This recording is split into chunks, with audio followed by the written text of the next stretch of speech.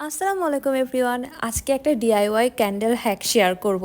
Actually দোয়া mummies blog page থেকে মানে আপুর কাজটা দেখে ইন্সপায়ার হয়েই আমি মানে ধরতে গেলে ওনাকে আমি কপি করেছি। তো ওই আপুর এই কাজটা আমার খুব ভালো লেগেছে।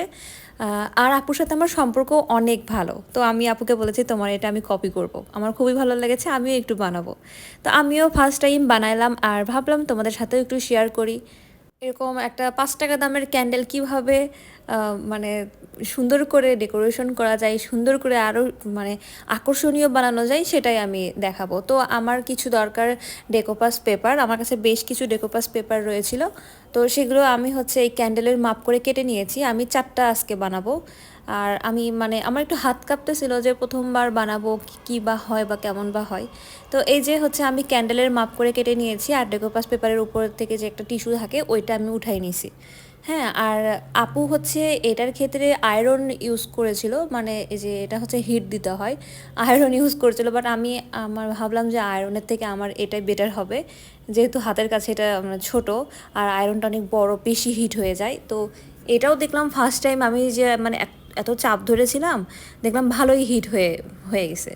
সো হচ্ছে পরে আবার একটু হিট কমাই নিলাম আমার স্ট্রেটনার, চুল স্ট্রেট করার মেশিন।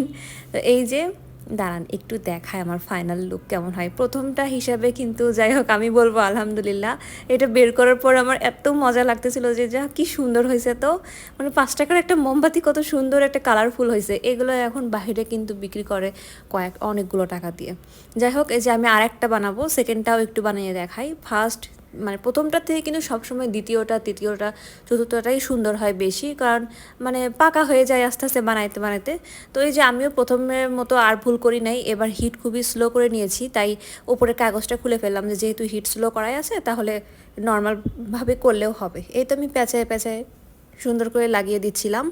অ্যান্ড এই যে আমার সেকেন্ডটাও কমপ্লিট, এই যে ফার্স্টটা আর সেকেন্ডটা। তো এইভাবে আমি 4টাই করেছি, 4 রকমের প্রিন্টের করেছি। দাঁড়ান দেখাই, এই যে এইটা অনেক সুন্দর হয়েছে, এটা আরও বেশি সুন্দর হয়েছে। কিন্তু এই যে এইটা অনেক ভালো হয়েছে। যাই হোক, আমার কাছে 4টা এখন একসাথে দেখতে এত ভালো লাগতেছে, আমি এরকম আরও 8-10টা করে ফেলবো। বাসায় যত মোমবাতি আছে সবই করব। একটা ডেকোপাস পেপার দিয়ে কিন্তু অনেকগুলো করা যায়। সো আজকে এই পর্যন্তই। ভিডিওটা কেমন লেগেছে অবশ্যই জানাবেন। আল্লাহ হাফেজ।